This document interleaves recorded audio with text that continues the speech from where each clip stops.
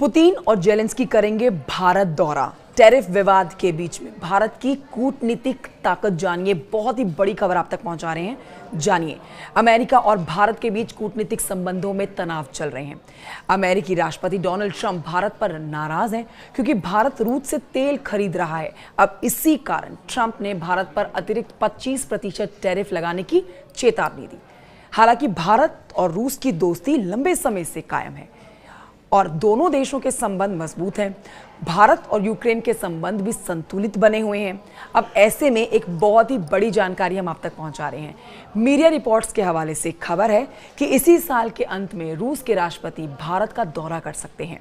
इसके अलावा यूक्रेन के राष्ट्रपति भी भारत आने के संकेत दे रहे हैं। यूक्रेन के राजदूत ने इस बात को लेकर जानकारी दी है।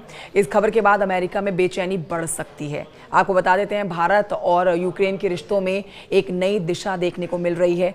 This year between Modi ji and President Zelensky, couple of times before the end of the year, and we expecting that our president as well will have the chance to visit India in accordance with the invitation which we got last year.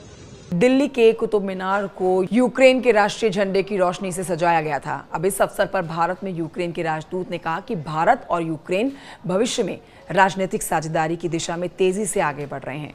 राजदूत ने यह भी बताया कि प्रधानमंत्री नरेंद्र मोदी ने Ukraine के राष्ट्रपति जेलेंस्की को भारत आने का न्योता दिया है और दोनों देश अब इस दौरे की तारीख तय करने में लगे हैं।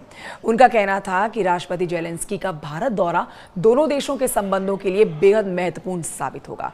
इसके अलावा इसी साल के अंत में रूस के राष्ट्रपति व्लादिमीर पुतिन भी भारत का दौरा करेंगे। इसकी पुष्टि भारत के राष्ट्रीय सुरक्षा सलाहकार अजीत डोभाल ने की है। रूस के राष्ट्रपति का यह दौरा ऐसे समय पर हो रहा है जब भारत और अमेरिका के बीच व्यापारिक संबंधों में तनाव बढ़ा है, लेकिन आप इसे भारत की एक बहुत बड़ी कूटनीतिक ताकत के तौर पर जान सकते हैं। इस खबर पर आप क्या कमेंट करेंगे, जरूर बताएं।